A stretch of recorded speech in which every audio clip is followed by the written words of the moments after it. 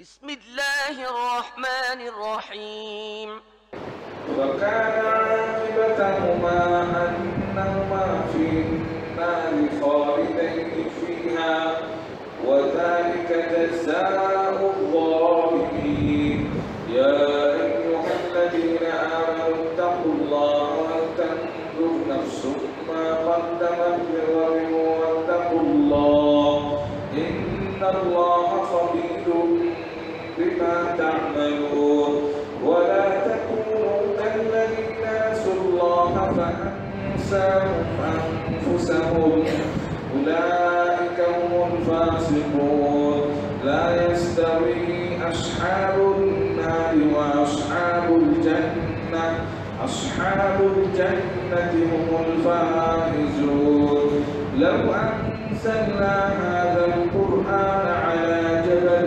لرأيته خاشعا متصدعا من خشية الله وتلك الأمثال نضربها للناس لعلهم يتفكرون والله الذي لا إله إلا هو عالم الغيب والشهادة هو الرحمن الرحيم هو الله الذي لا إله إلا هو الملك القدوس السلام المؤمن المهيمن العزيز الجبار المتكبر سبحان الله عما يشركون والله الخالق البارئ المصور له الأسماء الحسنى يسبح له ما في السماوات والأرض وهو العزيز الحكيم আপনাদের মাঝে এখন বক্তব্য রাখবেন জনাব মতিউর রহমান মাদানী সাহেব। আসসালামু আলাইকুম ওয়া রাহমাতুল্লাহি ওয়া বারাকাতুহু ইন্নাল হামদালিল্লাহ নাহমাদুহু ওয়া নাস্তাঈনুহু ওয়া নাস্তাগফিরুহু ওয়া নাউযু বিল্লাহি মিন শুরুরি আনফুসিনা ওয়া মিন সাইয়্যাতি আমালিনা মান ইয়াহদিহিল্লাহু ফালা মুদিল্লা লাহু ওয়া মান ইউদ্লিল ফালা হাদিয়া লাহু ওয়া আশহাদু আন লা ইলাহা ইল্লাল্লাহু ওয়াহদাহু লা শারীকা লাহু وأشهد أن محمدا عبده ورسوله صلى الله تعالى عليه وعلى آله وصحبه وسلم تسليما كثيرا أما بعد فأعوذ بالله من الشيطان الرجيم إن الله لا يغفر أن يشرك به ويغفر ما دون ذلك لمن يشاء সম্মানিত ভাতৃমণ্ডলী, আল্লাহ রাব্বুল আলামিনের প্রশংসা এবং প্রিয় নবী সাল্লাল্লাহু আলাইহি সাল্লামের উপর সালাত ও সালামের পর আজ বৃহস্পতিবার 9 রবিউল আউয়াল 1446 হিজরি মোতাবেক 12 সেপ্টেম্বর 2024 আমাদের ধারাবাহিক সাপ্তাহিক বিষয়ভিত্তিক আলোচনা। আজকের আলোচনার বিষয়বস্তু তাওহীদ বিনষ্টকারী বিষয়, আর সেটাকে আপনি ঈমান নষ্টকারী বিষয়, ঈমান ভঙ্গকারী বিষয় বলতে পারেন, ইসলাম ভঙ্গকারী বিষয় বলতে পারেন। তিনটি বিষয়ের যে কোনো নাম আপনি আজকের বিষয় দিতে পারেন। এমন কিছু বিষয় নিয়ে আজকে আলোচনা করব। 10টি বিষয় প্রসিদ্ধ বিষয় রয়েছে যেগুলিতে ইসলাম নষ্ট হয়ে যায়, ইসলাম ভঙ্গ হয়ে যায়, ঈমান নষ্ট হয়ে যায়, ঈমান ভঙ্গ হয়ে যায়, তাওহীদ নষ্ট হয়ে যায়, মানুষ ইসলাম ঈমানের গণ্ডি থেকে বেরিয়ে চলে যায়। এই 10টি বিষয় হচ্ছে প্রসিদ্ধ বিষয়, যেগুলোকে নওয়াকিদুল ইসলাম বলা হয়। ঈমান ইসলাম ভঙ্গকারী বিষয়, নওয়াকিদুল ঈমান, নওয়াকিদুল ইসলাম যাই বলেন না কেন, কারণ যখন ইসলাম বলবেন তাতে ঈমান শামিল, যখন ঈমান বলবেন তখন তাতে ইসলাম শামিল। একটি বললে আর একটি তাতে প্রবেশ করবে, তাতে শামিল হবে। ঈমান ইসলাম যখন পাশাপাশি দুটোকে রাখবেন তখন দুটোর পৃথক পৃথক ব্যাখ্যা রয়েছে। কিন্তু যখন শুধু ইসলাম বলবেন, আমি মুসলিম মানে আপনি মুসলিম মমিন, আমি মমিন মানে আপনি প্লাস মুসলিম, যে মমিন সে অবশ্য মুসলিম। এমন কোনো ব্যক্তি নেই যে মুসলিম কিন্তু মমিন নয়, মমিন আবার মুসলিম নয়। হ্যাঁ, তাওহীদ তৌহিদ যেহেতু ঈমান ইসলামের মূল শেকড় বা কাণ্ড, শেকড় যে কোনো গাছের শেকড়, জড়, শিকড়বিহীন কোনো গাছ কি বাঁচবে? বাঁচবে? বাঁচবে না। যদি কাণ্ড থাকে, মানে বডিটা আছে, সরজমিন যতটা মাটির ওপরে আছে ওখান থেকে বডিও আছে, বেশ মোটা সোটা বডি আছে গাছ, হ্যাঁ, বিশাল গাছ ধরেন, আর অনেকগুলি ডালপালা আছে, আর অনেক শাখা প্রশাখা আছে, ডাল থেকে এক একটা ডাল থেকে কয়েকটি শাখা প্রশাখা বেরিয়েছে, আর একবারে সবুজ হয়ে আছে ধরেন, হ্যাঁ, পাতাও আছে, একবারে ঘন পাতা বিশিষ্ট গাছ, কিন্তু শেকড় নেই। শেকড় নেই এমন কোনো গাছ পৃথিবীতে আছে? আর যদি থাকে তো বাঁচবে? শেকড়টা যখনই কেটে নেবেন তারপরে হ্যাঁ সে মরতে শুরু হবে, তাই না? মরতে শুরু হবে। শেকড়বিহীন কোনো গাছ পৃথিবীতে কল্পনা করা যায় না। প্রাকৃতিক গাছ, হ্যাঁ, কৃত্রিম গাছ হতে পারে, তাই না? বোঝেন তো, কৃত্রিম, আর্টিফিশিয়াল। দেখছেন না অনেক, হ্যাঁ, মনে হচ্ছে যে বিভিন্ন হোটেলে অথবা বিভিন্ন আপনার রেস্টুরেন্টে, ভালোই অফিসে একটা রাখা আছে, মনে হচ্ছে যে গাছ, আসলে গাছ নাই।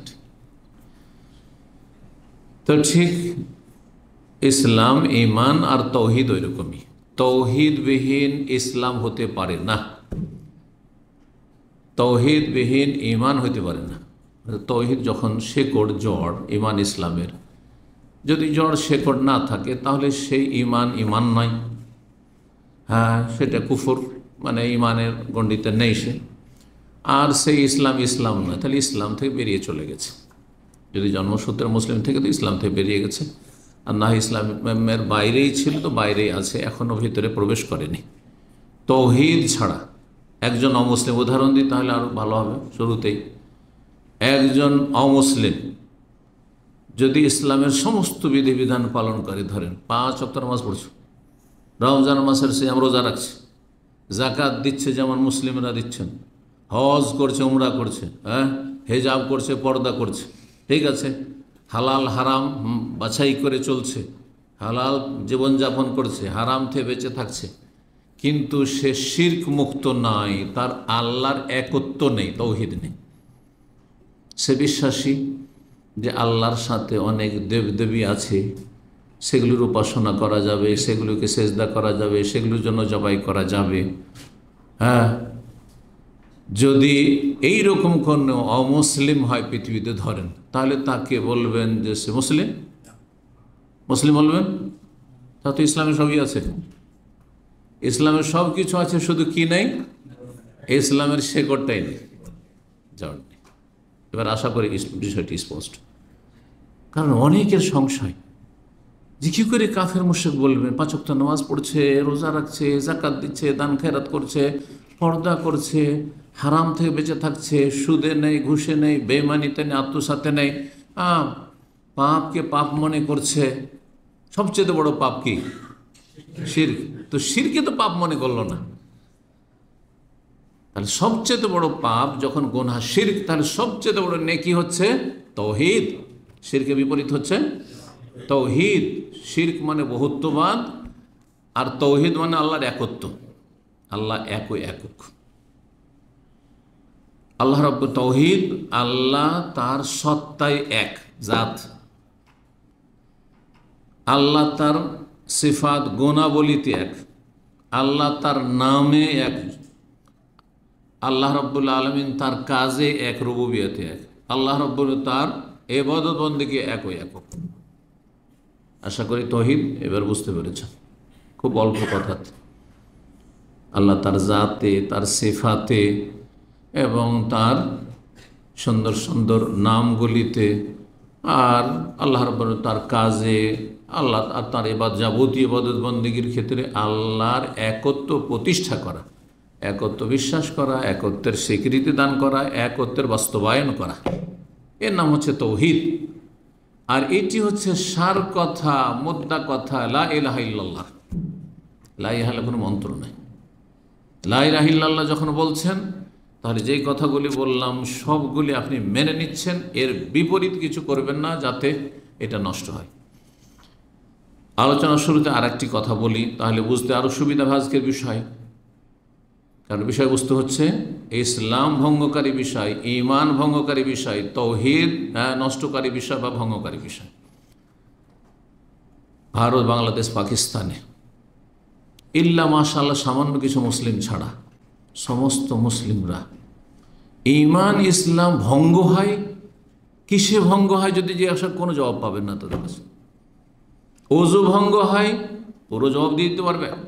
কিসে কিসে ওযু নষ্ট হয়?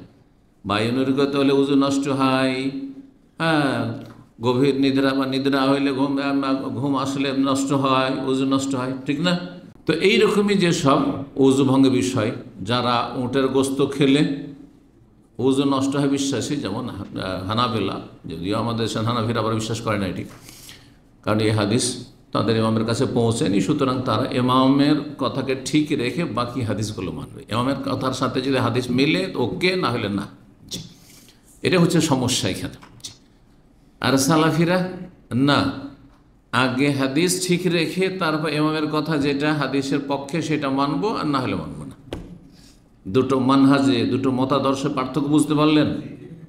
একটা মানহাজ মতাদর্শ হচ্ছে কোরআন হাদিসকে ঠিক রেখে তারপরে ইমাম সাহেবের কথাগুলি কোরআন হাদিসের সাথে মিলাবো। আসল হচ্ছে কি তাহলে? কোরআন এবং হাদিস ওহী। যদি কোরআন হাদিসের সাথে মিলে যায় ইমামের কথাগুলি, তাহলে মানব। যতগুলি কথা মিলবে সবগুলি মানব, কারণ আমাদের মূল উদ্দেশ্য হচ্ছে আল্লাহ এবং রাসূল আনুগত্য করা, কোরআন সুন্নাহ মানা, ওহী মানা। ওইটা হচ্ছে আসল। পক্ষান্তরে অন্য আরেকটি মতাদর্শ হচ্ছে যে চার মজহাবের, যেই মজহাবের আমি অনুসারী, আমি হানাফি, আমি শাফি, আমি মালিক, আমি হাম্বলি, সুতরাং মজহাব ঠিক রেখে আমরা দেখব যে কোন হাদিসগুলি মজহাবের পক্ষে আসছে সেগুলির আমল করব। কোরআন হাদিস মানি, কিন্তু শর্ত সাপেক্ষ মানি, মজহাবের সাথে মিললে। যদি কোরআন এবং হাদিস মজহাবের পক্ষে না আসে, তাহলে সেটার যে কোনো ব্যাখ্যা করতে হয়, উত্তর দিতে হয়, উত্তর তালাশ করব, কিন্তু মজহাবটা ঠিক রাখতেই হবে। কমন সেন্সে সাধারণ যে জ্ঞান আল্লাহ দিয়েছেন আমাকে আপনাদেরকে, তা দিয়ে আপনি বিচার করুন যে কোনটা সঠিক মতাদর্শ।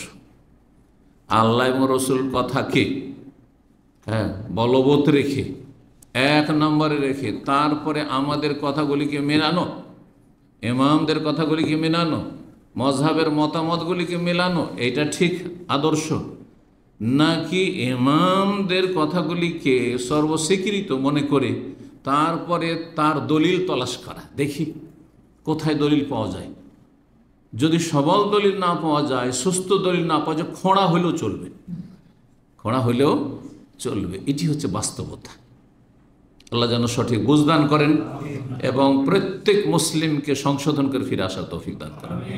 তারপরে দোয়া করব অমুসলিমদের জন্য, আল্লাহ তাদেরকে যেন ভালো জ্ঞান দান করেন, বিবেককে কাজে লাগাবার তৌফিক দান করেন এবং সঠিক পথের সন্ধান চালাবার তৌফিক দান করেন। বলছিলাম আমাদের দেশের মানুষরা নামাজ কিসে ভঙ্গ হয় সব বলতে পারেন। জিজ্ঞাসা, একটা সাধারণ মানুষকে জিজ্ঞাসা, মূর্খকে জিজ্ঞাসা করেন নামাজে কথা বললে নামাজ থাকবে? না। নামাজে যদি কেউ খায় বা পান করে, এক ঢোক পানি পান করে, নামাজ হবে? নষ্ট হবে। সবাই বলতে হবে, তাই না? নামাজ অবস্থায় যদি কিবলা থেকে এদিক ওদিক ঘুরে যায় তো নামাজ হবে? বলছেন না, নামাজ হবে না, নামাজ ভেঙে গেছে। নামাজ অবস্থায় যদি অট্ট হাসি দেয় নামাজ হবে? হবে না, ঠিক না? সবাই বলতে পারবে। কিন্তু ওদের কি জিজ্ঞাসা করেন যে নামাজ কিসে ভঙ্গ হয় তা তো জানছো ভালো, ওযু কিসে ভঙ্গ হয় তাও জানছো, রোজা কিসে নষ্ট হয় তাও জানছো, হজ কিসে নষ্ট হয় তাও জানছো, তাহলে লা ইলাহা ইল্লাল্লাহ কিসে নষ্ট হয় একটু দয়া করে বলো তো দেখি। বলবে হা লা আদরি, হাই জানি না। এটা যদি দুনিয়াতেই অবস্থা হয়, তাহলে কবরে কি অবস্থার আপনি আশা করছেন? ওমান কানা ফি হাযিহি আমা ফাহুয়া ফিল আখিরাতি। আপনি এই দুনিয়াতেই যদি অন্ধ হয়ে থেকে যান, তাহলে পরকালে আপনাকে অন্ধ হইতে হবে। এখানে যদি কোন লাজবাব হয়ে যান, কোনো জবাব আপনার না থাকে যে তৌহিদ কিসে নষ্ট হয়, ঈমান কিসে নষ্ট হয়, ইসলাম কিসে ভঙ্গ হয়, ইসলাম ভঙ্গের কারণ জানেন না, ঈমান ভঙ্গের কারণ জানেন না, আপনি লা ইলাহা ইল্লাল্লাহ ভঙ্গের কারণ জানেন না, কিন্তু বাকিগুলোর জানছেন, তাহলে আপনি এখানে অন্ধ। যখন দুনিয়াতে অন্ধ, তাহলে কবরে অন্ধ হয়ে উঠতে হবে, হাসর মাঠে অন্ধ হয়ে উঠতে হবে। আল্লাহ যেন বোঝার তৌফিক দান করেন এবং এখনো বিবেককে কাজে লাগিয়ে সোজা হওয়ার তৌফিক দান করেন। যারা বক্র পথে আছেন সোজা পথে ফিরে আসার তৌফিক দান করেন, উপকারী জ্ঞান দান করেন, নেক আমলে তৌফিক দান করেন। তৌহিদ ভিত্তিক আমল হচ্ছে নেক আমল, সুন্নাহ ভিত্তিক আমল হচ্ছে নেক আমল। দুটো শর্ত যদি না থাকে তো নেক আমল নয়, ভালো আমল নয়, মন্দ। যেমন এশার নামাজ যদি আপনি 4 রাকাত না পড়ে আপনি কি পড়েন, 5 রাকাত পড়েন, তাহলে হবে? কবুল হবে? আপনি তো বেশি পড়লেন। 6 রাকাত যদি পড়েন হবে? যদি বলেন যান না, মাঝে মাঝে আমি 8 রাকাত ফরজ পড়ব, হবে? আপনার আমার কোনো ইখতিয়ার নাই। হ্যাঁ, যেদিকে রাসূলুল্লাহ সাল্লাল্লাহু আলাইহি ওয়াসাল্লাম টানছেন সেদিকে যেতে হবে, যেদিকে ওহী আমাকে টানছে সেদিকে যেতে হবে। নবী সাল্লাল্লাহু আলাইহি ওয়াসাল্লাম মাগরিবে 3 শিখিয়েছেন। কেউ যদি বলে সারা জীবন মাগরিবে 3 আর 3 4 রাকাত পড়ব, হবে? কবুল হবে? 1 রাকাতও কবুল হবে। এমনটা নয় যে 3 কবুল হয়ে গেল, একটা মাইনাস হয়ে গেল, যাক এটা ফালতু করেছেন। না না না, কবুলই হবে না। কারণ ইবাদত এক আল্লাহর জন্য করতে হবে এবং এক রাসূলুল্লাহর তরিকায় করতে হবে সাল্লাল্লাহু আলাইহি ওয়াসাল্লাম। আল্লাহ বুঝার তৌফিক দান করুন।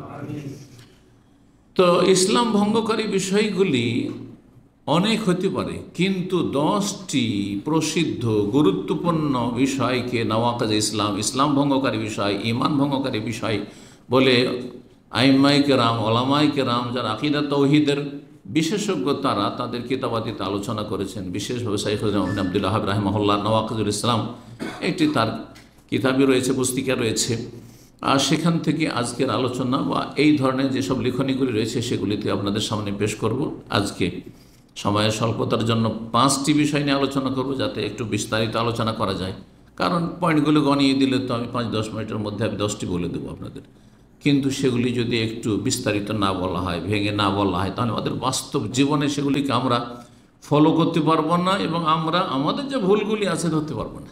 দেখেন, আমাদের দেশেও বেদাতের আলোচনা হয়, শিরক করবেন না, বেদাত করবেন না। আমরা সবাই শিরক বেদাতের বিরুদ্ধে কথাগুলি বলছে না? আমরা সবাই তৌহিদি জনতা, এই কথা বলছে না? আরে মাজার পূজা করে বলছে তৌহিদি জনতা, বলছে না? বলছে না? হ্যাঁ, মিলাদ করে বলছে তৌহিদি জনতা, পীরের মুরিদ হয়ে বলছে তৌহিদি জনতা। তৌহিদি জনতা আর শিরক বেদাতের আমরা কি বিরোধী, এই সব কথা সবাই বলছে। কিন্তু মিলাদ বেদাত, হ্যাঁ, মাজারে সেজদা শিরক, মাজার থেকে আশা করা, হ্যাঁ শিরক, যে সেখান থেকে কিছু পাবো। বালা মুসিবত হলে মাজারে গিয়ে ধর্ণা দেওয়া, অথবা অলি আউলিয়া গোস কুতুব সারা পৃথিবী ধরে আছেন, এসব বিশ্বাস শিরক। এইভাবে এক একটা করে ধরিয়ে দেওয়া সাধারণ মানুষকে, যেগুলো শিরক, এটা বিদআত। আবার নিয়ত পড়া বিদআত, সম্মিলিত মোনাজাত বিদআত। আর নবীর নাম আসলে হ্যাঁ আপনার বৃদ্ধাঙ্গুলি চুমা দেওয়া আর চোখে লাগানো, এসব বিদআত। জি, এগুলি ইসলাম নয়। 12 রবিউল আউয়ালে জন্মবার্ষিকী পালন করা নবী সাল্লাল্লাহু আলাইহি ওয়াসাল্লামের বিদআত। এটি নেকির কাজ নয়, এটি গুনাহের কাজ, জাহান্নামে যাওয়ার কাজ। নবী সাল্লাল্লাহু আলাইহি ওয়াসাল্লাম করেননি, তার 4 খলিফা করেননি, আপনার ইমাম আবু হানিফা করেননি। আপনি হানাফি নিজেকে বলছেন, আবু হানিফা করেননি, করতে বলেননি, বলে প্রমাণ করেন যে আবু হানিফা রাহিমাহুল্লাহ জীবনে কতগুলি 12 রবিউল আউয়াল এসে প্রতি বছরে একটা বড় বলে তিনি মিলাদুন্নবী করেছেন, শাফি করেছেন, মালিক করেছেন, আহমদ করেছেন, কেউ করেছেন? তাহলে কোত্থেকে নিয়ে আসলেন?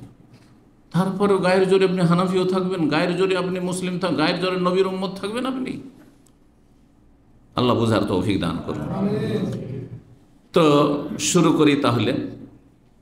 1 নম্বর ঈমান ভঙ্গকারী বিষয়, ইসলাম ভঙ্গকারী বিষয়, তৌহিদ নষ্টকারী বিষয় হচ্ছে আল্লাহর সাথে শরীক স্থাপন করা। সেটা আল্লাহর জাতে হোক, যে আল্লাহ একের জায়গায় 2-3, আল্লাহ 2, আল্লাহ 3, এসব বিশ্বাসেরও লোক আছে পৃথিবীতে। অগ্নিপূজকরা তো আগুনের পূজা করে, একটা পূজা হইল, এটা হচ্ছে একটা শিরক। আর তাদের আরেকটি আকীদা হচ্ছে যে স্রষ্টা হচ্ছে 2, স্রষ্টা হচ্ছে খালেক হচ্ছে মানে সৃষ্টিকর্তা দুই, এক হচ্ছে ভালো জিনিসের সৃষ্টিকর্তা, আর এক হচ্ছে মন্দের সৃষ্টিকর্তা। এবং ফার্সি ভাষা আছে ইয়াজদা, এই কথাটি উর্দুতে অনেকে ব্যবহার করে, যারা উর্দু সাহিত্য চর্চা করে। ইয়াজদা অনেক মুসলিমরা বলে, খোদা ইয়াজদা আল্লাহকে বলে। ইয়াজদা মানে ভালো জিনিসের সৃষ্টিকর্তা, যেগুলো দুনিয়ার ভালো উপকারী জিনিস। দুনিয়াতে ভালো আর মন্দ দুটি জিনিস আছে। অনেক সৃষ্টি আছে যেগুলো আমাদের উপকারে আসে, অনেক সৃষ্টি আছে যেগুলো আমাদের উপকারে বাহ্যিক উপকার আসে না। সাপ, বিচ্ছু, হিংস্র পশু, কষ্টদায়ক বস্তু, এগুলো কি আমাদের কাজে আসে, উপকারে আসে? বাহ্যিক কোনো উপকারে আসে না। তো এইরকম যেগুলি খারাপ জিনিস, সেগুলির সৃষ্টিকর্তা হচ্ছে আহরমান। তাহলে দুই খোদা, দুই এলাহ তাদের কাছে হইল। তিন এলাহ খ্রিস্টানদের কাছে তৃতীয়বাদ, জি। আর তার 33 কোটি দেবতা, হ্যাঁ, হিন্দুদের ধর্মকর্ম, 12 মাসে 13 পূজা, আরও কত পূজা নিত্য নতুন আসতে আছে। আর যারা মাজারপন্থী তাদের কাছে আল্লাহ রাব্বুল আলামিন শুধু আল্লাহ, আর বাকি যা কিছু নিতে হবে চাইতে হবে সবার জন্য ডিপার্টমেন্ট ভাগ করে দেওয়া আছে। রাষ্ট্রপতি শুধু নিজের সম্মাননা নিয়ে যেন বসে আছেন, আর সব দপ্তর ভাগ করা আছে, অমক মন্ত্রী তমক মন্ত্রী, মন্ত্রীদের কাছ থেকে ওই দপ্তর থেকে তুমি যেই সমস্যা আছে সেই সমস্যার সাথে সংশ্লিষ্ট মন্ত্রণালয়ে তুমি যাও। এইভাবে তারা আল্লাহ রাব্বুল আলামিনের একত্বকে, তৌহিদকে ভাগ বন্টন করে কাকে দিয়ে দিয়েছে? মৃতদেরকে দিয়েছে। জিলানিকে দিয়েছে, চিস্তিকে দিয়েছে, শাহজালালকে দিয়েছে, শাহপুরানকে দিয়েছে, বাইজিদ বোস্তামিকে দিয়েছে, আর মেহেল্লাজকে দিয়েছে। ব্যাস, তাদেরকে দিয়ে দিয়েছে দুনিয়াতে।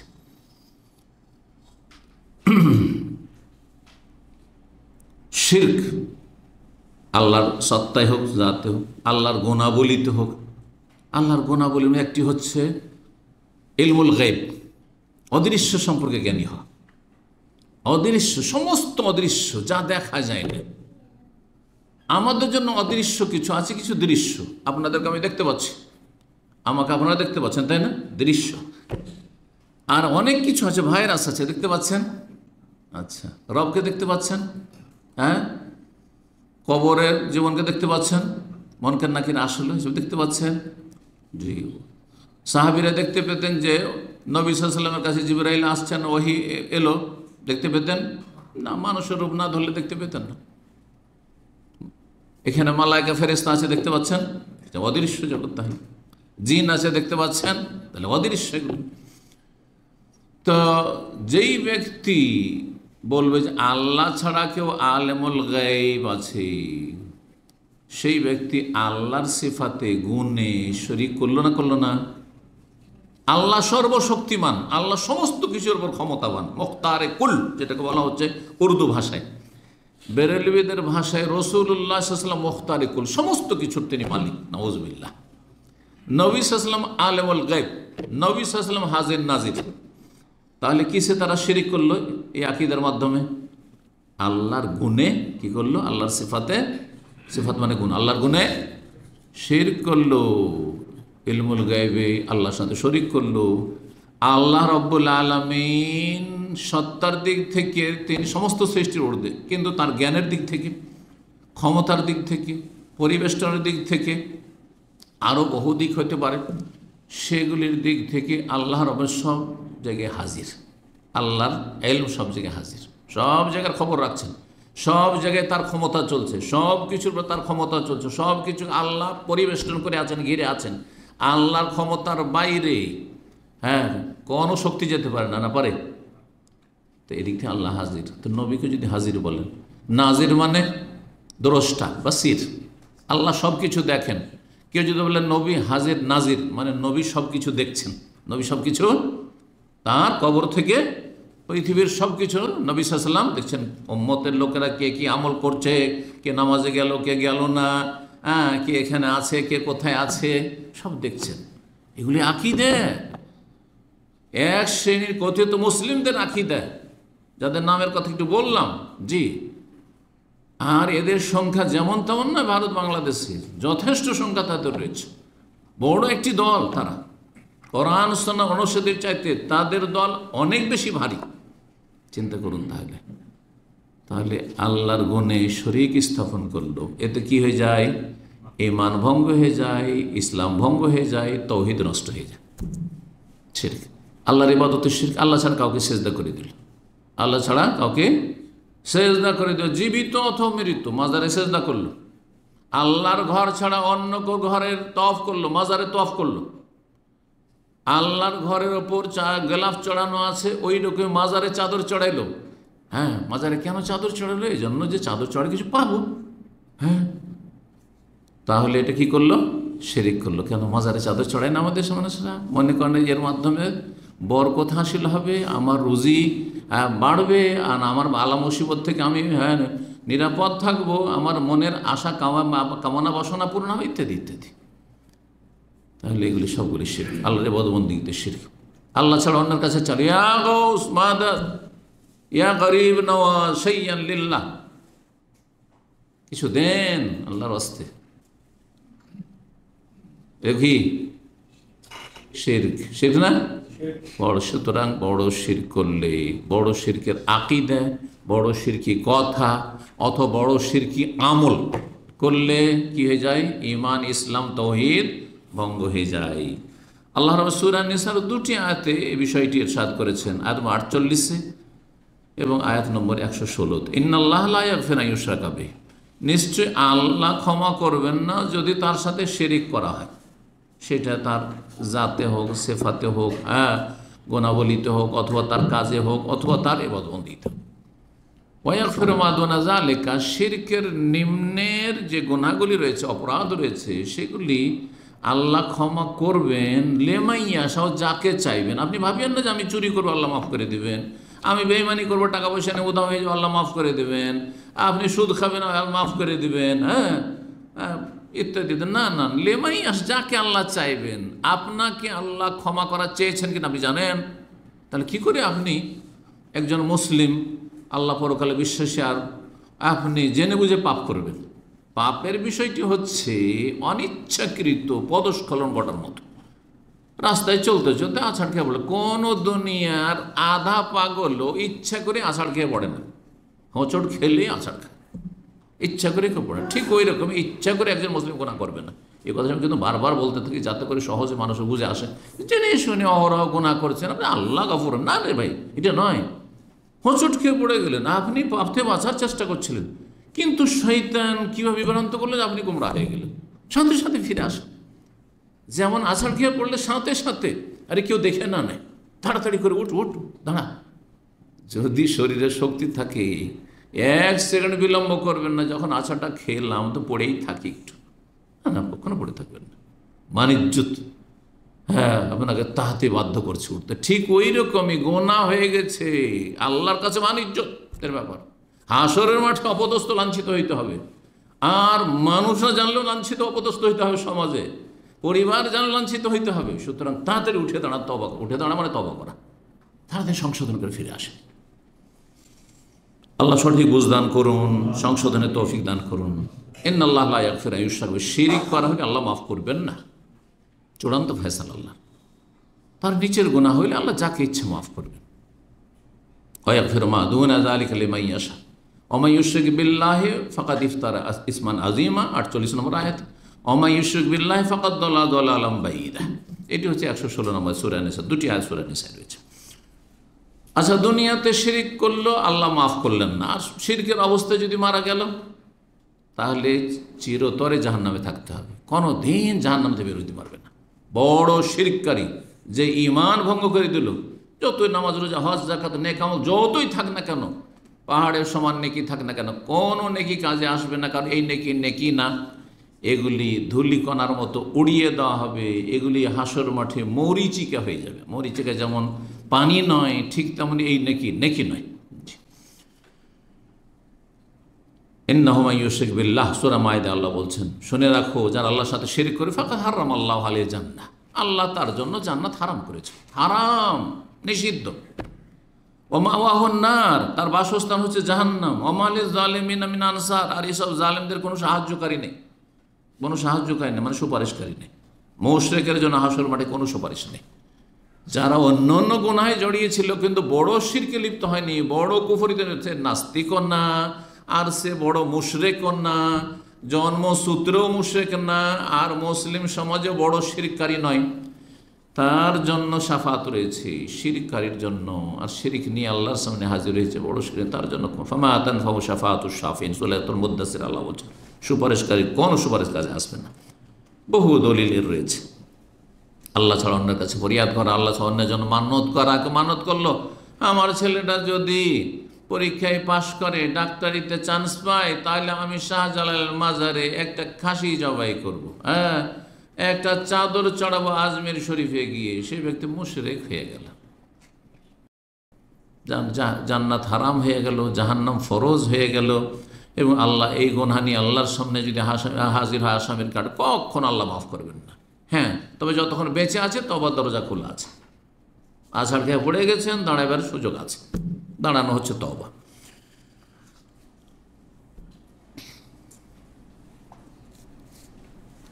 দুই নম্বর ঈমান ইসলাম ভঙ্গকারী বিষয় হচ্ছে কোনো ব্যক্তি যদি আল্লাহর মাঝে এবং তার মাঝে মাধ্যম সাব্যস্ত করে।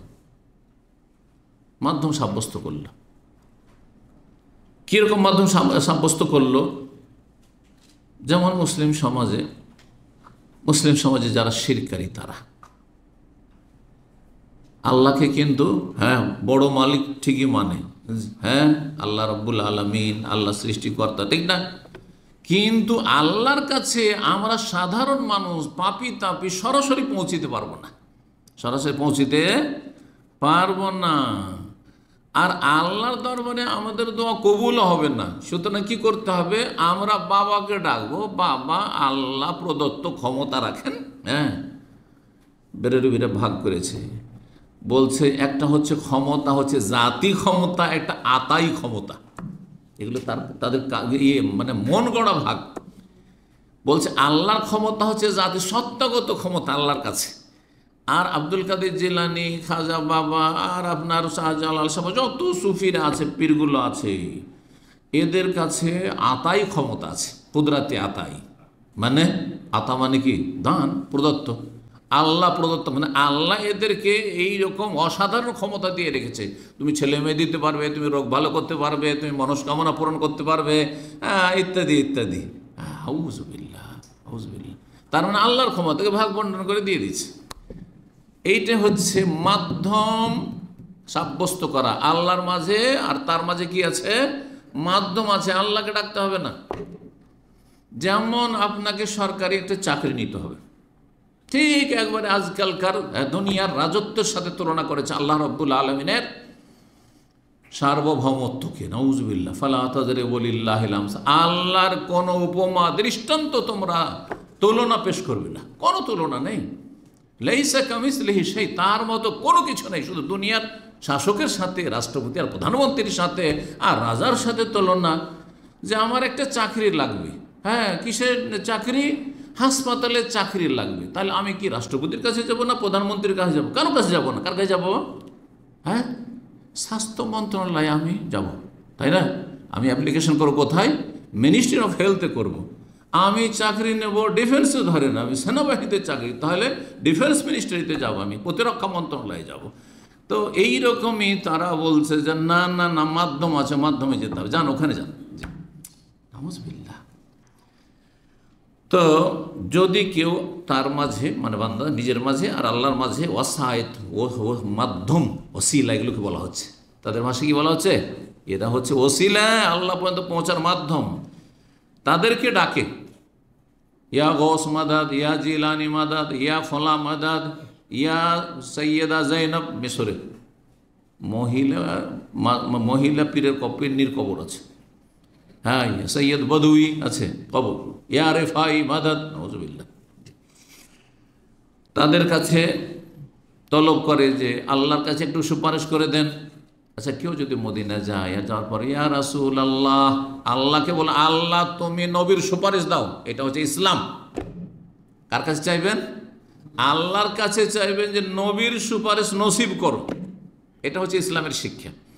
আর যদি নবীকে গিয়ে বলেন যে ইয়া রাসূলুল্লাহ, আমার জন্য আল্লাহর কাছে আপনি সুপারিশ করেন, আপনার কাছে এসটি সালাম পাঠ করলাম, দরুদ পাঠ করলাম, আপনার কাছে দরখাস্ত করছি, এটা শিরক। বুঝতে পারলেন? জি। তাহলে কোনটা ইসলাম আর কোনটা শিরক, কোনটা ইসলাম নষ্ট করে ভঙ্গ করে, আপনাকে জ্ঞান অর্জন করা ফরজ। জি। আপনি যখন আল্লাহর কাছে চাইলেন, আল্লাহ হচ্ছে শাফাতের মালিক, কুল্লিল্লাহি শাফাত জামিয়ান, সুপারিশ সমস্ত কার কাছে? লিল্লাহ, শাফাতের মালিক আল্লাহ। কোরআন আল্লাহ স্পষ্ট করছে।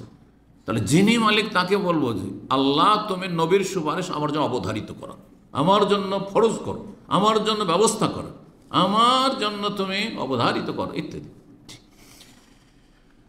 তো এইরকমই তাদের উপর ভরসা রাখে, যেসবকে মাধ্যম মনে করে তাদের ভরসা যে উনি ঠিক থাকলেই হলো, খাজা বাবা ঠিক থাকলেই হলো, হ্যাঁ, বড় পীর হ্যাঁ ঠিক থাকলেই হলো, শাহজালাল ঠিক থাকলেই হলো, আমাদের বাংলাদেশে কোনো দুর্ঘটনা হতে দেবে না।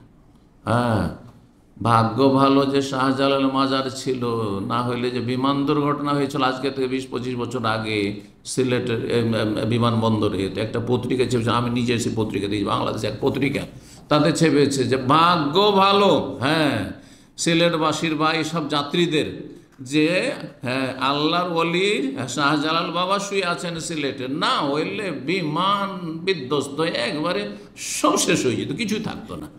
হ্যাঁ, তো বিমানের একটা ডানা ভেঙেছে কিন্তু বিমানের কিছু হয়নি, আর বিমানের যাত্রীদের কিছু হয়নি। এটা কার হ্যাঁ বদৌলতে? শাহজালাল বদৌলতে। সমস্ত লিখনেওয়ালা শিরক যে পত্রিকা লিখে করলো মুশরিক, এবং যারা এই বিশ্বাস রাখবে তারা মুশরিক হয়ে গেল, তাদের ইমান ভঙ্গ হয়ে গেল, ইসলাম নষ্ট হয়ে গেল। যেমন উজু করে আসার পরে বায়ু ঘুরে হলে আপনার উজু শেষ, ঘুমিয়ে গেলে উজু শেষ, নামাজ 4 রাকাত পড়া শেষ হয়ে গেছে, হাতে হাতে বসে আছেন, আর তারপরে কথা বলে নিলেন, আসসালামু আলাইকুম ভাই কেমন আছেন? ভালো আছেন। ভাবছেন যে তাড়াতাড়ি লোকটা উঠে যাবে, তাদের একটু কথা বলেই নি, তারপরে সালাম ফিরব, সব শেষ। ওই দেখুন সব শেষ, ঠিক করে দেখুন। দলিল সূরা ইউনূসের আয়াত নম্বর 18, আল্লাহ বলছেন ওয়ায়াবুদুনা মিন দুনিল্লাহ, তারা আল্লাহকে বাদ দিয়ে যারা মুশরিক বহুত্ববাদী, তারা আল্লাহ ছাড়া অন্যকে কি করে? অন্যের ইবাদত করে, অন্য উপাসনা করে। মা লা ইয়াদুররুহুম ওয়া লা ইয়ানফা, অথচ তারা তাদের ক্ষতিও করতে পারবে না আর তাদের লাভও করে দিতে পারবে না, কিছু করতে পারবে না। যদি আমাদের লাভ করে দিতে পারতো, তো এই বন্যার অবস্থায় তাদের মায়া মমতা নেই, নির্মম হয়ে গেছেন তারা। হ্যাঁ, কত আউলিয়ার দেশ এটা? হ্যাঁ, 12 আউলিয়ার দেশ, 360 আউলিয়া না? 360, ভাইয়া তো কমিয়ে দিলেন কেন? 360 আউলিয়া, তাদের মায়া মমতা নেই। আমাদের মায়া মমতায় কত কষ্ট হয়েছে এতে, মানুষের এইসব অবস্থা দেখে, হ্যাঁ ভয়াবহ অবস্থা দেখে, আর তাদের মায়া হয়নি। তাদের যদি অনুভূতি থাকতো, তারা যদি জানতে পারতো, তাদের যদি ক্ষমতা থাকতো, তো বসে থাকতেন। হ্যাঁ, তাহলে পানিকে বলতেন কোন ফায়াকুন, বঙ্গোপসাগরে নেমে যেত, সব শেষ হয়ে যেত, কোনো বালা মুসিবত থাকতো না, কোনো বালা মুসিবত থাকতো না, জালেমের জুলুম থাকতো না।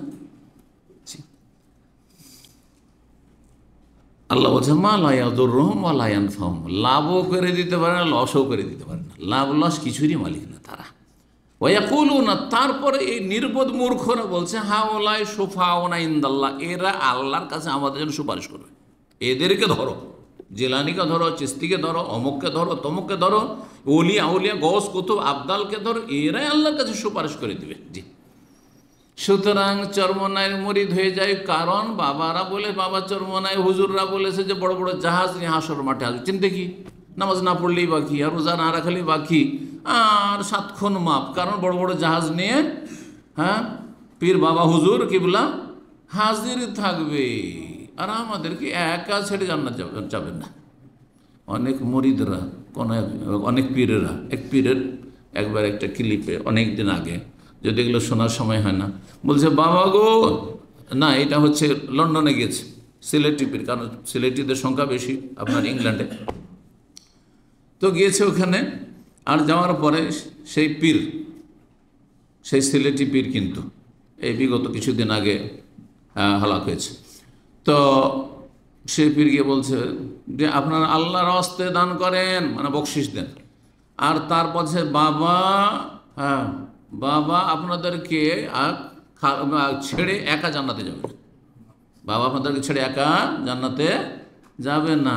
এই ধৃষ্টতা, এ কথা নবী করিম সাল্লাল্লাহু আলাইহি ওয়াসাল্লাম বলে যে আমি তোমাদেরকে ছেড়ে জান্নাতে যাব না।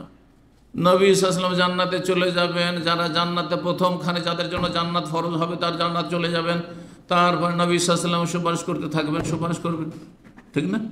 সুপারিশ চলতে থাকবে। অনেক লোক তার মধ্যে জাহান্নাম চলে গেছে, কত বছর জ্বলতে আছে, তাদের জন্য সুপারিশ হবে। এমনকি হাদিসে আছে জ্বলে জ্বলে কয়লা হয়ে গেছে, সর্বশেষ যে জাহান্নামী, যে এই উম্মতের জাহান্নামী পাপিষ্ঠ জান্নাতে আসবে। তাহলে চিন্তা করুন তো দেখি। তারপরে নবী সাল্লাল্লাহু আলাইহি ওয়াসাল্লাম অন্যান্য আম্বিয়াগণ তারা কেউ রাজি হবে না সুপারিশ করার জন্য, নবী সাল্লাল্লাহু আলাইহি ওয়াসাল্লাম সুপারিশ করবেন হিসাবের জন্য। কিন্তু নবী সাল্লাল্লাহু আলাইহি ওয়াসাল্লাম কারো দায়িত্ব নিয়েছেন যে আমি দায়িত্ব নিয়ে নিলাম, বরং এর বিপরীত বহু হাদিস রয়েছে।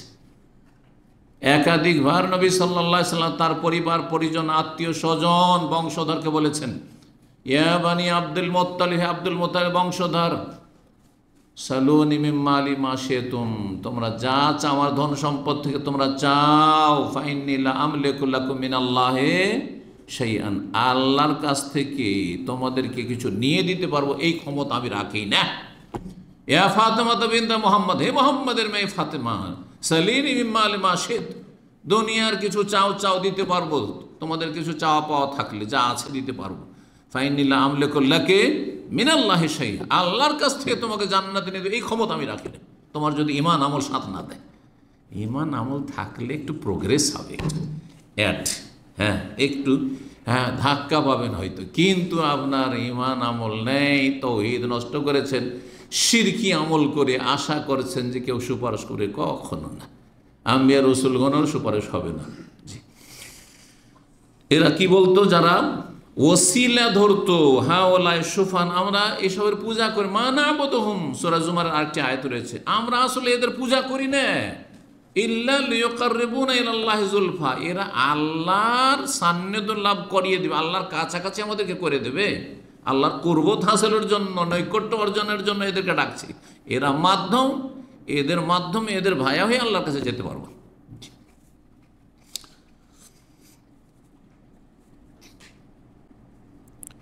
ইমাম ইবনে তাইমিয়া রাহিমাহুল্লাহ সম্পর্কে বলছেন, শেখুল ইসলাম, ফামান জালাল মালায়েকাতুল ওয়াল আম্বিয়া ওয়াসাইদ, কোন ব্যক্তি যদি ফেরেশতাদেরকে আল্লাহ পর্যন্ত পৌঁছার জন্য মাধ্যম মনে করে, নবীদের ওয়াল আম্বিয়া, নবীদেরকে মানে নবীদের মাধ্যমে ভায়া হয়ে আল্লাহর কাছে পৌঁছিব, তাহলে নবী আর ফেরেশতার ক্ষেত্রে যদি অচল হয়, তাহলে কোথায় অন্যরা যারা নবী নয় আর ফেরেশতাও নয়, সুফি যারা, জি, ইয়াদুহুম, তাদেরকে ডাকলো, ফেরেশতাকে ডাকলো, ইয়া জিবরাইল সাহায্য করো, উদ্ধার করো, ইয়া মুহাম্মদ ইয়া রাসূলুল্লাহ মাদাদ ইয়া রাসূলুল্লাহ, বলে না মাজার পূজারী, বলে না মাদাদ, সাহায্য করুন ইয়া রাসূলুল্লাহ, রক্ষা করুন ইয়া রাসূলুল্লাহ। যদি পরে বলছেন তিনি তাদের উপরে যদি আস্থা ভরসা রাখে, ওয়াসআলহুম জালবাল মানাফে, তাদের কাছে যদি কামনা করে যে আমাকে কিছু লাভ করিয়ে দেন, ও দাফাল মুদার, আমাকে অনিষ্ট থেকে রক্ষা করে, ভালো মুসিবত রক্ষা করেন। যেমন কেউ যদি চায় যে ইয়া রাসূলুল্লাহ আমার গুনাহ খাতা মাফ করিয়ে দেন, আমার অন্তরকে হেদায়েত দান করেন, আমার বালা মুসিবত দূর করে দেন, অভাব দূর করে দেন, অনাটন দূর করে দেন, ফাহুয়া কাফিরুন বিইজমাইল মুসলিমিন, মুসলিম উম্মার আইম্মায়ে কেরাম, ওলামায়ে কেরামদের ইজমা, সর্বসম্মতিক্রমে কাফির, সে কাফির মুশরিক। যে ব্যক্তি এইরকম বিশ্বাস রাখবে যে ফেরেশতা, নবী এরা কি মাধ্যম, ওয়াসায়েত মাধ্যম, এদেরকে ধরলেই কাজ হয়ে যাবে, এদেরকে ধরলেই কাজ হয়ে যাবে। দুনিয়ার ওপর কিয়াস করলো, যুক্তিতে মুক্তি খুঁজলো যে দুনিয়াতে প্রধানমন্ত্রীর সাথে দেখা করা সম্ভব নয়, কিন্তু তার বংশের যদি পেয়ে যায়, তার ডান হাত কাউকে যদি পেয়ে যায়, ধরেন একজনের সাথে খাতির হয়ে গেছে এই বংশে, অনেকে বড়দের সাথে এভাবে দেখা করে না, অথবা নিজের এলাকার এমপি, চলে না, এমপি সাহেবকে ধরলে, এমপি সাহেব স্ট্রং এমপি আছে, প্রভাবশালী এমপি আছে, ওনার কথাকে না করতে পারবো, ওনার মাধ্যমে আমি দেখা করব, করছে না, ঠিক ওই রকমই মনে করেছে রব্বুল আলমিনের সার্বভৌমত্বকে আর মহান কুদরতে কামে লাগে। এরা শিরকি আকীদা রয়েছে। মাজমুয়া ফাতোয়া প্রথম খণ্ড 124 পৃষ্ঠায় তিনি এই কথাগুলি বলেছেন। 3 নম্বর বিষয়, যাতে ঈমান, ইসলাম, তৌহিদ কি হয়ে যায়, নষ্ট হয়ে যায়, ভঙ্গ হয়ে যায়, তা হচ্ছে কেউ যদি কাফের মুশরিকদেরকে কাফের মুশরিক না মনে করে। কাফেরকে কাফের বলা যাবে না, এ কথা শুনেছেন না শোনেননি? এটা এত ব্যাপক আকার ধারণ করেছিল, একটু মনে হয় ঠান্ডা হয়েছে, এখন একটু ঠান্ডা হয়েছে। না হলে আজকে থেকে 25-26 বছর আগে প্রথম যখন এখানে দাম্মাম এসে দাওয়াতি কাজ শুরু করলাম, তখন এই প্রশ্নগুলি অনেক আসতো। শেখ, কাফেরকে কাফের বলা যাবে না তো? হ্যাঁ, শেখ তো বলতো না, কারণ শেখ বলো মানে ও কিছু শিখে গেছে। তখন কি বলতো, হুজুর কাফেরকে কাফের বলা যেত না, কাফেরকে বলা যাবে না। কাফেরকে কাফের বলে তো মুসলিম বলতে হবে নাকি? তার মানে মুসলিম বলতে হবে। তাহলে হিন্দুকে মুসলিম বলতে হবে, ইহুদিকে মুসলিম বলতে হবে, খ্রিস্টানকে মুসলিম বলতে হবে। তখন হতবাহি জাহাল, মূর্খ তখন হতভম্ব, যে কি জবাব দেব, বুঝতে পারছেন? জি, আশ্চর্য কথাই, বাঙালি সমাজে কথাটি আসলো কোথেকে? কুফরি কথা, যে কাফেরকে কাফের বলা যাবে না, এটি কুফরি কথা। এটা দিয়ে আপনি কাফের হয়ে যাবেন। ওয়াইন সাল্লাহ, ওসামা, নামাজ, রোজা, হজ, যাকাত, দুনিয়ার সমস্ত আমল যদি থাকে, আর যদি মনে হয় ইহুদিকে কাফের বলা যাবে না, ও কাফের না, খ্রিস্টান কাফের না, বুদ্ধিস্ট কাফের না, শিখ কাফের না, জি কাফের বলা যাবে না, তাহলে আপনি কাফের, আপনি কাফের। সে তো কাফের আছেই, আর আপনি আল্লাহর বিধানকে আপনি অস্বীকার করলেন, সুতরাং আপনি কাফের। জি, এটি তৃতীয় ঈমান ভঙ্গকারী বিষয়। তো বলছেন ইমাম মুহাম্মদ আব্দুল্লাহ রহমান, মাল্লাম ইউকাফির মুশরিকিন, কেউ তো মুশরিককে কাফের না মনে করে, কাফের শাক্কা ফি কুফর, অথবা সন্দেহ করে। অনেক সময় জনকল্যাণমূলক কাজ অনেক করেছে। মাদার টেরেসা, জানেন তো, নাম শুনেছেন এক সময় কলকাতায়? হ্যাঁ, অনেক জনকল্যাণমূলক কাজ করেছেন। না খ্রিস্টান বানিয়েছে, হাজার হাজার মানুষকে, বা তারও বেশি খ্রিস্টান বানিয়েছে, বিশেষ করে আদিবাসী, সাঁওতাল, আর যারা ওই রকম, হ্যাঁ, তাদেরকে প্রচুর মানুষকে খ্রিস্টান বানিয়েছে। তা আসলে খ্রিস্টান মিশনারির কাজই হচ্ছে এইরকম কিছু জনকল্যাণমূলক কাজ করা, আর কিছু মানুষকে সুবিধা দেওয়া, আর তারপরে আকৃষ্ট করো, আর তারপরে খ্রিস্টান ধর্মের জালে ফাঁসিয়ে নাও। মুসলিমদের ক্ষেত্রে অনেকটাই সাকসেস হয়নি, তারপরেও অনেক ক্ষেত্রে অনেক মুসলিম মুরতাদ হয়ে গেছে। নদিয়া, পশ্চিমবঙ্গের নদিয়া জেলার একটি অঞ্চল রয়েছে, সেখানে অনেক মুসলিমরা মুরতাদ হয়ে গেছে, খ্রিস্টান হয়ে গেছে। এখনও তাদের নামগুলি মুসলিম নাম, কিন্তু সব খ্রিস্টান হয়ে গেছে। এইরকমই বাংলাদেশের আপনার উত্তর অঞ্চলের কথা শুনেছি, জানেন তো আপনারা, সেসব এলাকা, পঞ্চগড়, এদিক, এইসব এলাকায় প্রচুর মানুষ সম্পর্কে শোনা গেছে যে তাদের নাম সব মুসলিম, আর মুসলিম সমাজে বাস করে সব খ্রিস্টান হয়ে গেছে। এইগুলো খ্রিস্টান মিশনের এনজিও। কাফেরদের এনজিওতে কোনো বাধা নাই, কিন্তু মুসলিম এনজিও করলে আপনার পেরেশানি শেষ নাই। হ্যাঁ, কোথায় জঙ্গিবাদের তকমা লাগিয়ে দেবে, আর কোথায় কি করে দিবে, আর কোথায় মিথ্যাবাদী ফাঁসিয়ে দেবে আপনাকে। আউযু বিল্লাহি মিনাশ শাইতানির রাজিম। আল্লাহ রাব্বুল আলামিন সমস্ত অনিষ্ট থেকে হেফাজত করুন, এবং যারা এসব অনিষ্টকারী তাদেরকে আল্লাহ সর্বনাশ করুন। তো যারা বলছেন যদি তাদের কাফের হয় সন্দেহ করে, একজন মানুষ যখন প্রভাবিত হয়ে যায় কারো সেবা দেখে, কারো জনকল্যাণমূলক কাজ দেখে, কারো আচার আচরণ দেখে, তখন যদি বলেন যে ও তো কাফের, আচ্ছা না না না না, কী করে কাফের বলবেন? এত ভালো কাজ করে, এত মানুষের উপকার করে, তাহলে আপনি কাফের। সন্দেহ করলে কাফের আছে। কাফেরকে জন্মসূত্রে যে কাফের, এখানে কাফের বলতে বা কাফের মানুষ জন্মসূত্রে যা মুশরিক, অর্থাৎ অমুসলিমকে কেউ যদি মনে করে যে সে কাফের নয়, সে অমুসলিম নয়, হ্যাঁ, তাদের কাফের বলা যাবে না। আজকাল একটু আমরা হালকা করা হয়েছে, আজকাল কাফের বলছে না, অনেক আরবরা বলছে যে কাফের বলাটা একটু হয়ে যাচ্ছে, শক্ত ভাষা হয়ে যাচ্ছে। কি বলতে হবে? নতুন ভাষা এসছে অমুসলিম। কোরআন হাদিস খুঁজে ফেলে দেন, কোথাও অমুসলিম কথাটি পাবেন না। এটা আজকাল আমাদের দুর্বলতার বাস্তব প্রমাণ। যেমন এত দুর্বল হয়ে গেছি, কাফেরকে কাফের বলতে ভয় পাই, যার ফলে কি বলতে হবে? গায়র মুসলিম বলতে হবে, নন মুসলিম বলতে হবে, কাফের বলা যাবে। কাফেরটাকে গাল মনে করছি, না না, গাল না। কাফের মানে অবিশ্বাসী, মুমিন বিশ্বাসী, কাফের মানে অবিশ্বাস কোনো গাল নয়, এটা কোনো গাল। আপনি বিশ্বাস করেন, মোস্ট ওয়েলকাম, আহলান ও সাহলান, আহলান ও সাহলান। বিশ্বাসী, আল্লাহ বিশ্বাসী, পরকালে বিশ্বাসী, কোরআনে বিশ্বাসী, রসুলে বিশ্বাসী, ভাগ্যে বিশ্বাসী, 5 ওয়াক্ত সালাতে বিশ্বাসী, আহলান ও সাহলান, একবারে হ্যাঁ বুকে জড়িয়ে ধরবো। আপনি আমার চেয়ে বেশি ক্লিন, কারণ আমি তো পাপী, আমার তো পাপের বোঝা আছে, কিন্তু আপনার কিছু নেই, আপনি আজকে ক্লিন হয়ে গেলেন, মায়ের পেটে ভূমিষ্ঠ হওয়ার মতো হয়ে গেলেন। আলী ইসলাম ইয়াহদি মা কানা কাবলা, ইসলাম কবুল করে নিলেন, আপনি ইসলামে বিশ্বাসী হয়ে গেলেন। সুতরাং আপনার অতীতের সমস্ত গুনাহ ঝরে গেছে, কিন্তু আমার ঝরার কোনো নিশ্চয়তা নেই।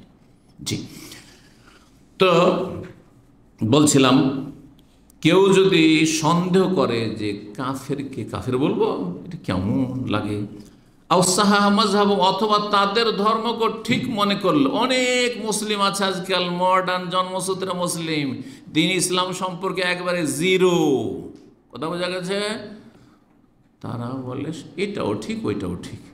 যেমন বেদাতি সমাজের কিছু মানে হালকা বেদাতি হুজুর আছে, তারা কি করে, এইটাও ঠিক, মিলাদ করাও ঠিক, মিলাদুন্নবীও ঠিক, সিরাতুন্নবীও ঠিক, কথা বোঝা গেছে। আর তারপরে আপনার নিয়ত অন্তর করলেও ঠিক, মুখে পড়লেও ঠিক, রফায়দানও ঠিক, রফায়দান না করলেও ঠিক, আমিন জোরেও ঠিক, আসতেও ঠিক, যেখানে হাত বাঁধেন ছেড়ে দিলেও ঠিক, বুকে হাত বাঁধলেও ঠিক, আর নাভের নিচে বাঁধলেও ঠিক। শুনেছেন না এরকম? এটা আরেকটা মানহাজ মতাদর্শ আছে, সব ঠিক, কাউকে একটু অসন্তুষ্ট করতে চাই না, হ্যাঁ, কাউকে টাচ করতে চাই না, সব ঠিক ভাই। তো বিদাতি বক্তাদের একটি লক্ষণ হচ্ছে সব ঠিক, দাদা বুঝতে পেরেছেন। আর কিছু ইসলাম সম্পর্কে অজ্ঞ কিছু মডার্ন শিক্ষিত লোক, দুনিয়ার শিক্ষায় শিক্ষিত আছে, যারা বলছে আরে ভাই সবটাই ঠিক, তারাও তো ওপরওয়ালাকে পাওয়ারই চেষ্টা করছে, সুতরাং ঠিক, হ্যাঁ হিন্দু ধর্ম আপন আপন ধর্ম সবটাই ঠিক, কিন্তু ওটাও ঠিক।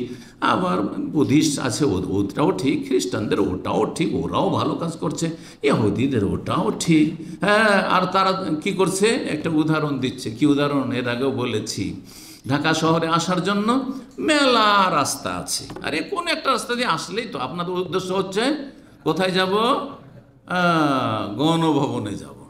এই যে আন্দোলনের সময় চারিদিক থেকে যেখান থেকে আসলেন না ঢাকা, উদ্দেশ্য আসল টার্গেট হচ্ছে ঢাকা পৌঁছা। ঢাকা পৌঁছে গেলেন, বলছে ওই রকমই সমস্ত ধর্ম অবলম্বীর উদ্দেশ্য হচ্ছে ওপরওয়ালা। সুতরাং হিন্দু ধর্ম দিয়েও আসা যায়, খ্রিস্টান ধর্ম দিয়েও আসা যায়, ইহুদি ধর্ম দিয়েও আসা যায়, আর বুদ্ধিজম দিয়েও আসা যায়, আর শিখিজম দিয়েও আসা যায়, আর মুসলিম ইসলাম দিয়েও আসা যায়।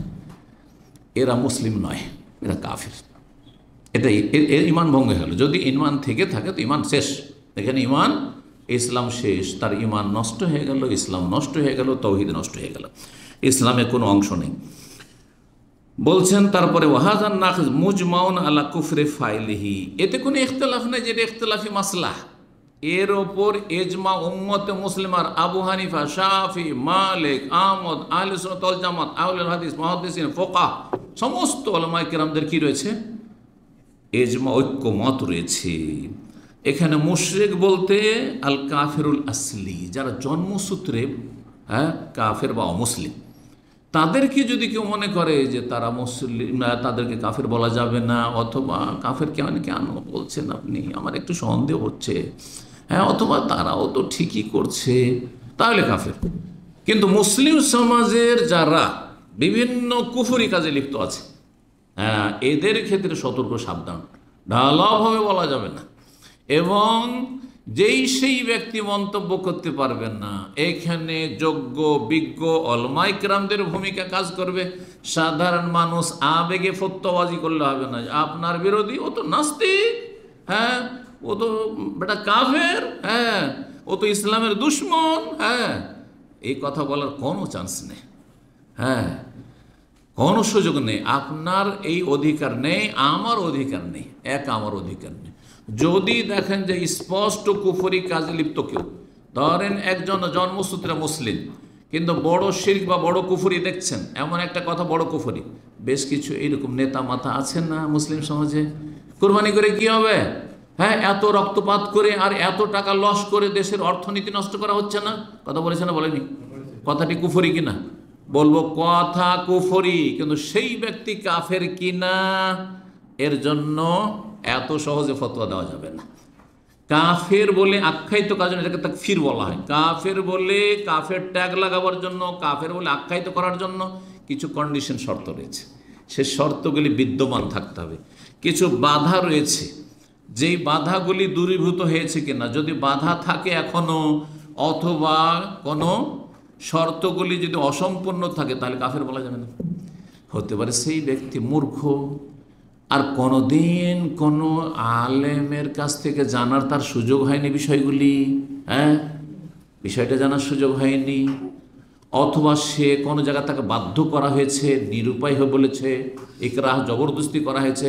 যেমন ধরেন আজকাল সোশ্যাল মিডিয়ায় দেখছেন যে এক শ্রেণীর জালেমরা রাস্তায় একজন মুসলিমকে ধরে নিল, আর তারপরে বলছে, এই বল, কি বলছে, জয় শ্রীরাম, জয় কৃষ্ণ।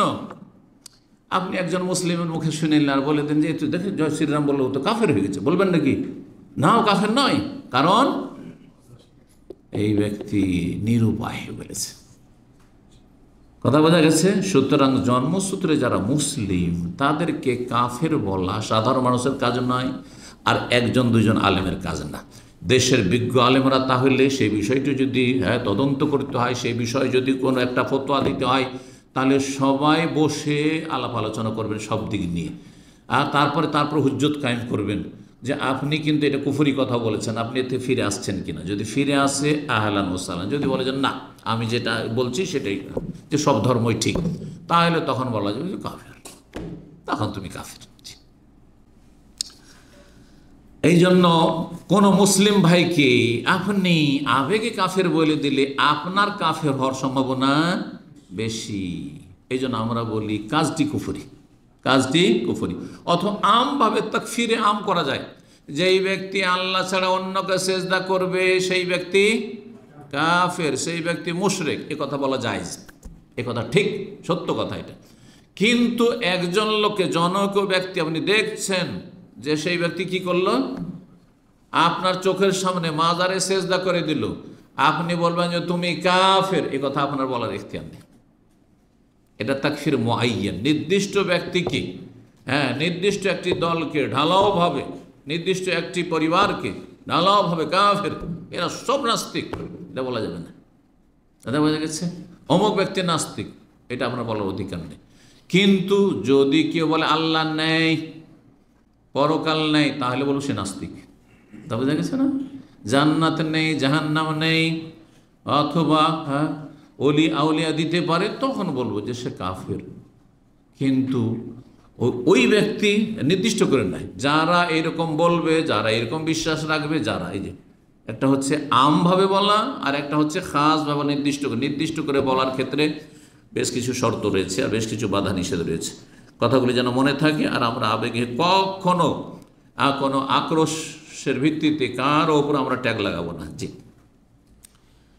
মুসলিম সমাজের কেউ যদি হয় আর ইসলামের একবার সুস্পষ্ট বিষয় যদি অস্বীকার করে, তখন কাফের বলা যাবে। এমন সুস্পষ্ট বিষয় যেটা জানাটা স্বাভাবিক বিষয়, যেমন আল্লাহ সম্পর্কে, আল্লাহ এক, পরকাল, রাসূল। এখন একজন জন্মসূত্রে মুসলিম আর মুহাম্মদ সাল্লাল্লাহু আলাইহি ওয়াসাল্লামকে রসুল মনে করেন না, তারপরে বলছেন না কিছু বাধা আছে। আর কিসের বাধা আছে? স্পষ্ট বিষয়টি বোঝা গেছে না? রিসালাতকে অস্বীকার, কোরআন আল্লাহর কিতাব অস্বীকার, কাফের, কাফের। জি, তো বলছেন কেমন আনকার আল বাস ওয়াল কিয়ামা, কেউ যদি পুনরুত্থানকে অস্বীকার করে, কিয়ামতকে অস্বীকার করে, অথবা কোরআন একটি আয়াতকে অস্বীকার করে, একটি আয়াত অস্বীকার করে, আমি এটি আয়াত মানি না, এটি আমি এই সূরাটি আমি বিশ্বাস করি না, এই বিষয়টা আমি চোরের শাস্তির বিধান বিশ্বাস করি না, ও কাফের। জি, ইত্যাদি, তখন মোরতাদ বলা যাবে। 4 নম্বর ঈমান ভঙ্গকারী বিষয় হচ্ছে যেই ব্যক্তি বিশ্বাস করবে আন্না হাদিয়া গায়রিন নবী আকমালু মিন হাদিহি, নবী সাল্লাল্লাহু আলাইহি ওয়াসাল্লামের নিয়ে আসা আদর্শ ছাড়া অন্য আদর্শ বেশি পারফেক্ট, বেশি ভালো। কেউ যদি বলে ইসলামের চাইতেও ভালো হচ্ছে অন্য কোনো ধর্ম, অন্য কোনো মতবাদ, যেমন কেউ যদি বলে যে জাতীয়তাবাদ হচ্ছে ঠিক, অথবা গণতান্ত্রিক পদ্ধতি হচ্ছে ঠিক, আর যেটা আবু বকর, ওমর, ওসমান, আলী তাদের খেলাফতের যেটা পদ্ধতি ছিল সেটা পরে, সেটা 2 নম্বরে, তাহলে সে ব্যক্তি কাফের।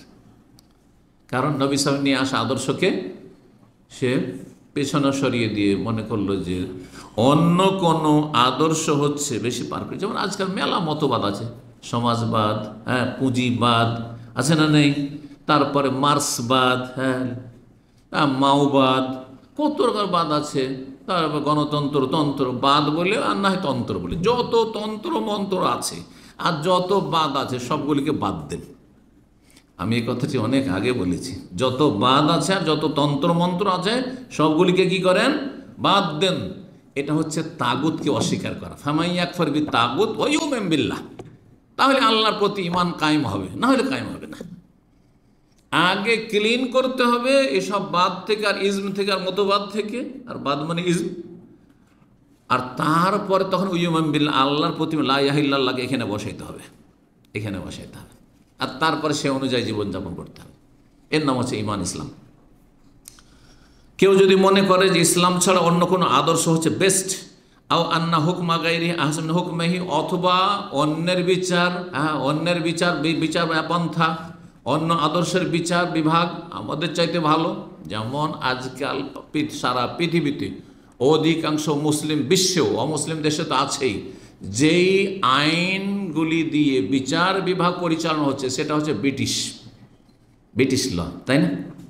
জি, এর জন্য এত বছর জেল, আর এই যে কেসের প্রক্রিয়াগুলো, আর তারপরে খুনের কেসের প্রক্রিয়া কেমন, চুরি ডাকাতির কেসের প্রক্রিয়া কেমন, আর ইত্যাদি ইত্যাদি, এগুলো কেমন, এগুলো কোত্থেকে আসছে, কোত্থেকে এগুলো সব ব্রিটিশরা 200 বছর আমাদের উপর হুকুমত করে গেছে, তারা চলে গেছে, কিন্তু তাদের আইনগুলো রেখে গেছে। আমরা বলছি স্বাধীন হয়েছে, কিন্তু কিসের স্বাধীন হয়েছে? তাদের আইন কানুন সবগুলি আমরা চলছে। শিক্ষা ব্যবস্থা, শিক্ষা কাঠামো, সমস্ত তাদের শিক্ষা কাঠামো, নাম কি অস্তে ইসলামিক সাবজেক্ট একটা থাকবে, ওইটা নাম কি অস্তে থাকলো, ইসলামের কিছুই শিখলো না, আর বাকি কি শিখলো? এমন কিছু শিখলো যেগুলো আল্লাহ থেকে সম্পর্কহীন করে দিল। সেকুলারিজম শিখলো, ধর্মনিরপেক্ষতা শিখলো। এটাই না ধর্মনিরপেক্ষতাবাদ। কেউ বিশ্বাস করে যে আমি সেকুলারিজমে বিশ্বাসী, তাহলে সেই ব্যক্তি মুসলিম না, সে ইসলামের আদর্শের ওপর অন্য আদর্শকে প্রাধান্য দিল। এইরকম কেউ যদি মনে করে যে সুফিবাদকে বিশ্বাস করে, এটা সুফিটাও, এটাও বাদ, এটাকেও বাদ দিতে হবে, ধর্মের রঙে রঞ্জিত হইলে আপনি রেখে দেবেন, এটা চলবে না আপনাকে। সুফিবাদ হচ্ছে বাদ, মানুষের তৈরি করা সুফিজম, সুতরাং সেটাকে বাদ দিতে হবে। এই মানব রচিত বিধান, এক কথা এর অন্য নাম হচ্ছে মানব রচিত বিধানকে ইসলামের চাইতে শ্রেষ্ঠ মনে করা অথবা সমান মনে করা। আর কয়েকটি আছে, সবগুলি কুফরি হবে, শুধু 1-2টো আছে যেগুলো কুফরি হবে না, ফাসিকি হবে বা জুলম হবে। 1 নম্বর হচ্ছে মানি তাকাদ, যে ব্যক্তি বিশ্বাস করলো, শেখের বাজ রাহিমাহুল্লাহ বলছেন, আন্নাল আনজামাত ওয়াল কাওয়ান আল্লাতী ইয়াসুন্নুহা নাস আফজাল মিন শরিয়াতিল ইসলাম, যেসব মানব রচিত বিধিবিধান, আইন কানুন আছে মানুষের তৈরি করা, সেগুলি ইসলামী শরিয়ার বিধানের চাইতে উৎকৃষ্ট, তাহলে সে কাফের। 2 নম্বর হচ্ছে আও আন্না মুসাওয়াতুন লাহা, মানব রচিত বিধান আর ইসলামের বিধান সমান, চোরের হাত কাটা আর চোরকে 2 বছর জেল দেওয়া সমান, তাহলে সে কাফের। জি। 3 নম্বর আও ইয়াজুজু তাহাকুম ইলাইহা, মানব রচিত বিধান দিয়ে যে আদালতে ফয়সালা হয় তাদের কাছে বিচার চাওয়া ইসলাম বাদ দিয়ে জায়েজ মনে করে যদি, ওয়ালাউ ইতাকাদ আন্নাল হুকমা বিশাদ আফজাল, শরীয়তের হুকুম বেশি ভালো, তবে শরীয়তের হুকুম যদি নাও হয় তাহলে মানব রচিত বিধান দিয়ে যদি ফয়সালা হয় তাহলে সেটাও চলে যদি মনে করে, আর সে বিচার নিতে গেল। এই জন্য নিরুপায় না হইলে মানব রচিত বিধান দিয়ে যেখানে বিচার ফয়সালা হচ্ছে সেখানে আমরা বিচার চাইতে যাব না। আমরা নিজেরাই যদি মীমাংসা করে নিতে পারি তাহলে কখনো যাবো না। জমি জায়গা নিয়ে আপনার ঝগড়া, হক নিয়ে ঝগড়া, তাহলে আপনারা নিজেরা সেরে নেবেছে, নিজেরা যদি সেরে নিতে পারেন সবচেয়ে ভালো। আর যদি দেখেন যান না, এতে তো বেইমানি করে আমার জমি জায়গা বাড়ি ঘর সব নিয়ে যাচ্ছে, তাহলে তখন সেই মানব রচিত বিধান দিয়ে যারা ফয়সালা তাদের কাছে আপনার ন্যায্য অধিকার উদ্ধার করার জন্য আপনি শরণাপন্ন হইতে পারবেন বা তাদের দ্বারস্থ হইতে পারবেন, কিন্তু স্বেচ্ছায় আপনি বিয়ে শাদীর একটু ঝগড়া, একটা তালাকের সমস্যা, পারিবারিক স্বামী স্ত্রী সমস্যা, আর দিলেন চট করে দিলেন কেস করে কোথায়? মানবরচিত আদালতে, যেখানে বিচার হচ্ছে মানবরচিত বিধান দিয়ে। আর সেখানে করলো কি পশ্চিম আইনে, যে স্বামীর যা ব্যাংক ব্যালেন্স ছিল, যা বাড়িঘর ছিল, সেগুলো ভাগাভাগি করে অর্ধেকটা স্ত্রীকে দিয়ে দিল, যাও লাইফ পার্টনার, যাও ডিভোর্স হয়ে গেল, অর্ধেক দিয়ে দিল। জানেন না পশ্চিমা দেশে অর্ধেক দিয়ে দেওয়া হবে। হ্যাঁ, বরং আমি এরকম জানি যে বাড়ি যদি থাকে তো বাড়িটা দিয়ে দিবে ওই স্ত্রীকে, ওই মহিলাকে, আর স্বামীকে বাড়ি থেকে তাড়িয়ে দেবে, যা ভাগ। জানা বলছেন, অথচ বাড়ি আপনার নামে আছে। জায়েজ? হারাম। আপনি বলছেন আমি সরকার দিয়েছে, এটা আদালতে আমি ডিগ্রি পেয়েছি, আমি জিতেছি। হারাম আপনার জন্য, এটা হারাম। এটা মানুষ যদি বিধান ফয়সালাতে সন্তুষ্টি প্রকাশ করলেন, কুফরি, এটি কুফরি কাজ। এটি অথবা কেউ যদি মনে করে, 4 নম্বরে বলছেন রাহিমাহুল্লাহ, যে আন্না নিজামের একবিংশ শতাব্দীতে দুনিয়া এত উন্নতি করেছে, এখন ইসলামী শরিয়া চলবে না, এগুলো মধ্যযুগীয় আইন, তাহলে সে কাফের। আজকাল মধ্যযুগে বলছে না, এটা কুফরি কথা, ভালো করে মনে রাখবেন, কখনো বলবেন না। যারা বলবে তাদেরকে সতর্ক সাবধান করবেন, তোমার ঈমান গেছে, তুমি এখনো ফিরে আসো, না হলে তুমি জাহান্নামে যাবে। 5 নম্বর হচ্ছে, কেউ যদি মনে আন্নাহু কানা সাওয়ান ফি তাখাল্লুল মুসলিমিন, মুসলিমরা এত পিছিয়ে কেন? এই ইসলাম করে পিছিয়েছে। যেমন এক শ্রেণীর একটা হাফেজ ছিল এখানে, নওয়াজুবিল্লাহ, জাহিল হাফেজ। আমাদের দেশের হাফেজগুলো কত জাহিল মূর্খ হয়, সিম্পল হাফেজগুলো, যারা আলেম নয়। সেই হাফেজ এক মসজিদে আছে, তাকে কেউ বলেছে একটা ইসলামের মাসলা যে এইভাবে করা উচিত, এইটা করা সুন্নত, তো বলছে ইসলামের সবটা মানলে এক পা চলা যাবে না। এগুলো কথা কিন্তু আমভাবে অনেকে বলে। হ্যাঁ, পর্দার কথা বলছেন কোনো মহিলাকে, আর ইসলামের সবগুলো মানলে আর করে খেতে হয়েছে না, হ্যাঁ, আর সংসার চলবে না। নাউজুবিল্লাহ, সে কাফের হয়ে গেল, কুফরি করলো। তার মানে ইসলাম, আল্লাহ এমন জালেমানা বিধান দিয়েছেন, এমন অবিচার করেছেন যে আর দুনিয়া চলা যাবে না, সংসার থেকে বনে জঙ্গলে চলে যেত নাকি। নাউজুবিল্লাহ, কুফরি কথাই ঠিক। জি। 6 নম্বর বলছেন, আও আন্নাহু ইয়াহসুলু ফি ইলাকাতিল মারই বিরাব্বিহি দুনা ইয়াতাদাখাল ফি শুউনিল হায়াতিল উখরা ওয়া ইয়াদখুলু ফিহা আইযান। বলছেন অথবা কেউ মনে করলো যে ধর্ম হচ্ছে বাস এখানে, আমি বলি কিন্তু সেকুলারিজম, ধর্ম হচ্ছে কোথায়? আরে ধর্ম মনের ব্যাপার, আমার ধর্ম আমি করবো, এখানে আছে। হ্যাঁ, আপনার ব্যাপার আপনার। তারপরে দুনিয়ার সাথে কি সম্পর্ক? একজন হেডমাস্টার উচ্চ মাধ্যমিক স্কুলের, সে একবার আমার সাথে দেখা করতে গিয়ে, আরে কথায় বলে ফেলেছে, বলছে যে আমরা ব্যাংকে যে ইন্টারেস্ট দিচ্ছে, সেখানে আবার ইসলামের কি আছে? ইসলাম নামাজ রোজা হজ যাকাত করছি, ব্যাংকে ইন্টারেস্ট দিচ্ছে, অসুবিধাটা কি? নিলাম। নাউজুবিল্লাহ। তাহলে এই যদি অবস্থা, এত উচ্চশিক্ষিত লোকদের, যে MA পাস করেছে, আর তারপরে একটা হেডমাস্টার, সুবহানাল্লাহ, তার ছাত্রদের অবস্থা কি হবে? ছাত্ররা কি হবে, কোথায় যাবে? তাহলে এরা কেন নাস্তিক হবে না, কেন বেদিন হবে না? আল্লাহুল মুস্তাআন। জি।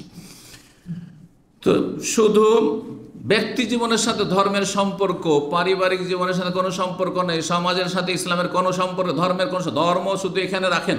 ধর্ম মানে মসজিদ, ধর্ম মানে মন্দির, ধর্ম অন্য ধর্মের সম্পর্কে যেমন ধারণা, ইসলাম সম্পর্কে তাদের ধারণা। ধর্ম মানে মোল্লার দৌড় মসজিদ। ধর্ম, আপনি রাস্তাঘাটে ধর্মের কথা বলবেন না, আপনি হ্যাঁ ব্যবসা বাণিজ্য আবার ধর্মের কথা বলবেন, এটা হালাল ওইটা হারাম, এটা বলবেন না আপনি। জি।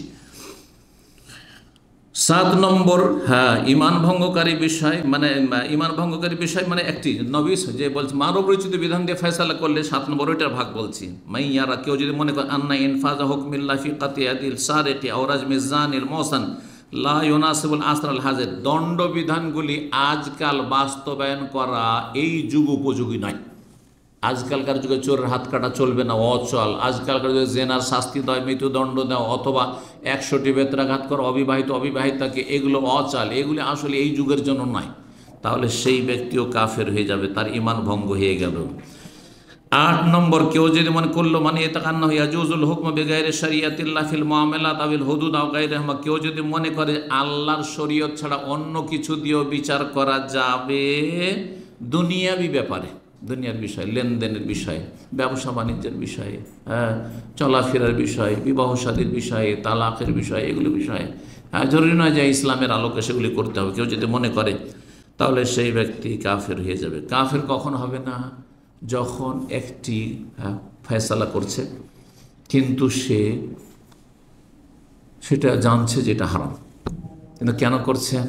বলছে ভাই আমাকে আমার চাকরি কি করব, আমার তো পেট চলে না, আমি জানছি যে এটা গুনহার কাজ, ওনার কাজ এটা জানছি, নাজায়েজ কাজ আমি জানছি, মানছি, কিন্তু আমি কিসের জন্য করছি? এই জন্য করছি, আমি দুনিয়ার একটা স্বার্থে করছি। তখন তাকে কাফের বলতে পারবেন না, তখন তাকে কাফের বলতে পারবেন না। কয়টি বললাম? 4টি নিয়ে আলোচনা হয়েছে, তাই না? 4টি বিষয় নিয়ে। তো চতুর্থটি কি? মানব রচিত বিধান, নবী সাল্লাল্লাহু আলাইহি সাল্লাম নিয়ে আসা আদর্শ ছাড়া অন্য কোনো আদর্শকে কেউ যদি ইসলামের আদর্শের চাইতে উত্তম বলে, সমান বলে, অথবা যেসব 8 ভাগে ভাগ করে বললাম, বিস্তারিত আলোচনা করলাম। 5 নম্বর যে বিষয়টি, সেটা দিয়ে শেষ করব, যাতে করে আর 5টি বাকি থাকে, সামনের সপ্তাহে ইনশাআল্লাহ আল্লাহ তৌফিক দিলে শেষ করব। সেটা হচ্ছে যে নবী সাল্লাল্লাহু আলাইহি ওয়াসাল্লাম যে আদর্শ নিয়ে এসেছেন, সেটা আকীদা হোক, ইবাদত বন্দেগী হোক, আখলাক চরিত্র হোক, হালাল হারাম হোক, জায়েজ নাজায়েজ হোক, কোনটা খাওয়া জায়েজ, কোনটা খাওয়া জায়েজ নয়, কোনটা করা জায়েজ, কোনটা করা জায়েজ নয়, কোনটা করণীয়, কোনটা বর্জনীয় ইত্যাদি, কোনটি সুন্নত, কোনটা সুন্নত নয় ইত্যাদি, এসব বিষয়গুলির কোনো একটি কেউ যদি ঘৃণা করে, যেমন কোনো ব্যক্তি বাম হাতে কি করছে? চা খাচ্ছে। আমাদের সেটা একটা ফ্যাশন, কিন্তু কি করবে? ডান হাতে সিগারেট, বাম হাতে চা। দেখেছেন সিগারেট খোরদেরকে? জি। আপনি যখনই বলবেন তাকে ভাই বাম হাতে কেন আপনি পান করছেন, আরে বাদ দাও এগুলো, আমি এগুলোকে ঘৃণা করি। কথা বোঝা গেছে? একজন লোক, একজন মুসলিম মাদ্রাসা পড়েছে একসময়, কেমনভাবে মানুষ মুরতাদ হয়ে যায়, আমার চোখের সামনে কথাটি। আমার তখন বয়স মাত্র 17-18 বছর। শিক্ষিত মানুষ, মাদ্রাসা থেকে সে কওমি মাদ্রাসা থেকে আলিয়া মাদ্রাসা থেকে সে হাই স্কুলের বা উচ্চ মাধ্যমিকের সে আরবি টিচার, নাউজুবিল্লাহ। তারপরে সে বলছে মানুষ নামাজ বলছে, অনেক নামাজ পড়েছি, এখন নামাজকে দেখলে গায়ের জ্বালা হয়, নামাজকে দেখলে আমার গা জ্বালা হয়। এ কথাটা কি? কুফর, ঈমান ভঙ্গকারী বিষয়, ঈমান নষ্ট হয়ে গেল, যা ছিল সব শেষ। দলিল কোরআনে কারীমের আয়াত, মহান আল্লাহ বলছেন যালিকা বিআন্নাহুম কারিহু মা আনজালাল্লাহ, সূরা মুহাম্মাদের আয়াত। আল্লাহ বলছেন শোনো, এরা কেন কাফের হয়ে গেছে, মুনাফিকরা? কারিহু মা আনজালাল্লাহ, যা আল্লাহ নাজিল করেছেন সেই নাজিলকৃত বিধানকে তারা ঘৃণা করেছে। কেউ যদি ঘৃণা করে, ফা আহবাতা আমালহুম, সুতরাং তাদের আমলকে আল্লাহ বরবাদ করে দিলেন, নষ্ট করে দিলেন। এখন তাহলে উদাহরণ দিই, বহু মানুষ আছে মুসলিম সমাজে যারা দাড়িকে ঘৃণা করে, এগুলো মুতাওয়াদের কাজ, মুল্লাদের কাজ। হ্যাঁ, নেগলেক্টেড মনে করে। হ্যাঁ, আমি একজন ভালো টেকনিশিয়ান, আমাদের দিনী ভাই এখানেও আছে, মনে ভালো টেকনিশিয়ানকে একবার তাকে বড় একটা প্রতিষ্ঠানের জন্য আমি সার্টিফাই করলাম যে খুবই ভালো টেকনিশিয়ান, কিন্তু সে যখন নিজেকে ফেস করলো এই বড় বড় দাড়ি নিয়ে, তখন মনে করছি তো মোল্লা হুজুর। তারপরে তাকে আর নিল না। আর তারপরে জানতে পারলাম যে সেই বিল্ডিংয়ে কাজ করেছে আমাদের সেই টেকনিশিয়ান ভাইয়ের ছাত্র, মানে এখানে সে পেটের গরজে সে এসি টেকনিশিয়ান হয়েছে, তাকে দিয়ে কাজ করিয়েছে, আর কাজ এত বাজে কাজ করেছে, 1 বছরও যায়নি ওই এসিগুলো। তাহলে ধারণাটা কি দাড়িওয়ালা সম্পর্কে? দাড়িওয়ালা মানে নেগলেক্টেড, এরা দাড়িওয়ালা মানে না, এই চলবে না। আচ্ছা, হোটেলে 3 স্টার হোটেল দাড়ি নিয়ে গেছে আমাদের ভাই, ইন্টারভিউ দিয়েছে, সব কিছু ভাষাতে এক্সেলেন্ট, সব কিছুতে পাস, বলছে দাড়ি মুন্ডা এসো তাহলে চাকরি আছে তোমার। তাহলে কি এটা? আপনি দাড়িকে ঘৃণা করছেন, সুতরাং এটি কুফরি। টাকনার ওপরে কারো কাপড় দেখে গায়ের জ্বালা, কি অভদ্র লাগে দেখে। এটা অফিসে চলে? হ্যাঁ, অফিসের মতো ড্রেস পরে আসতে হবে।